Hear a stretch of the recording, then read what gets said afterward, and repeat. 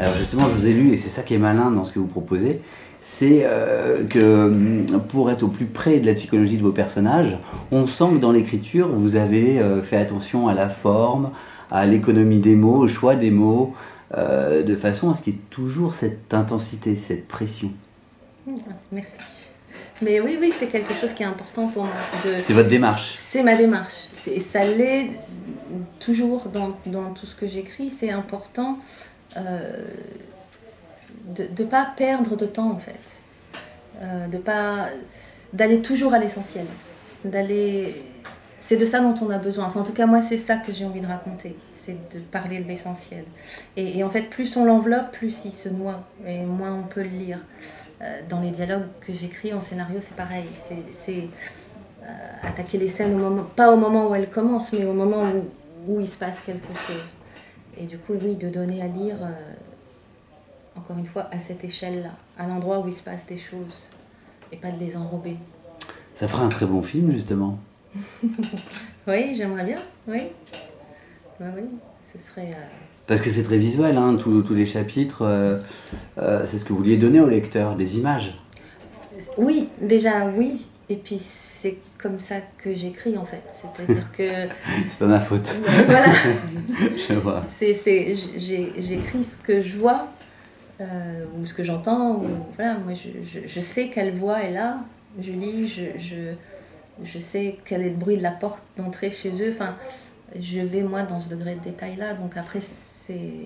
Là, c'est intéressant parce que vous parlez de voix, moi c'est exactement ce que j'ai entendu aussi en vous lisant. Vos personnages aujourd'hui qui sont dans un bouquin, ils sont encore avec vous ou ils sont déjà loin? C'est très étrange parce que comme c'est le premier, je ne savais pas du tout, mais je découvre ce que vous décrivez en fait. C'est-à-dire qu'une fois que le livre a été fini, ils n'étaient plus là. Et puis ensuite, le livre a été publié, l'objet a existé, et donc j'ai ouvert. Et en fait, ils sont revenus. Et je ne m'attendais pas du tout à cette sensation-là. Parce que dans un film, on les voit ensuite, les personnages à l'écran. Et là, oui. Et de parler d'eux, là, ils reviennent. En tout cas, ce qui est bien, avant que ça devienne un film, moi j'ai quand même, et c'est pour ça qu'on est là, Monica, c'est que les gens vous lisent parce que vraiment, avec comme un poison entre nous chez Scrinéo, ce bouquin, il y a les images, il y a plein de choses qui se mettent en place et finalement, on a une liberté qu'on n'a pas dans le film, c'est là vraiment de le vivre en face à face avec le livre qui est très intime. Parce que c'est une histoire très intime. Oui, c'est vraiment ce que j'essayais de donner en fait, cette limite entre la pudeur et l'intimité.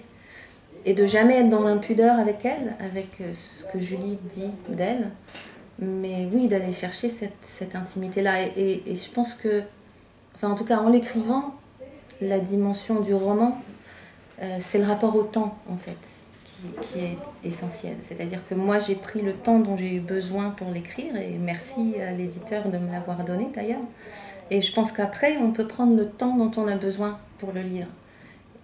Parce qu'il y a des moments où il se passe des choses, justement de l'ordre de l'intime, qui vont renvoyer ou pas à sa propre vie. Et je pense qu'on a besoin du temps pour le recevoir. Et quitte à fermer le livre et à laisser passer ce qu'on n'a pas dans un film, nécessairement. Embarquer. Je vais partir sur une question, on va finir avec ça, pas très originale, assez quand même intéressante pour les gens qui nous écoutent. Et c'est pas une question piège pour vous, mais pourquoi il faut qu'on vous lise?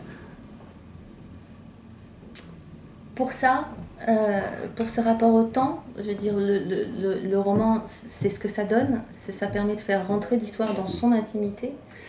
Et parce que, en tout cas, moi, c'est pour ça que j'écris, c'est pour ce rapport à l'intime. C'est-à-dire, depuis que je suis toute petite, j'écris parce que je pense qu'on est tous seuls. Et qu'en lisant des histoires d'autres, on se rend compte qu'on n'est pas seul. Et c'est cet écho-là, moi, qui m'intéresse. Moi, j'ai vu autre chose aussi, j'ai vu le couple et sa fragilité. Pour moi, et c'est dans le titre, hein, comme un poison entre nous. C'est ce qu'il y a de plus difficile, en fait.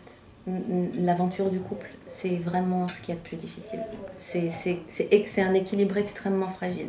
C'est entre la nitroglycérine et du cristal. C'est vraiment quelque chose qu'il faut avoir envie de manier à deux. Je pense Vraiment. que c'est ça l'essentiel.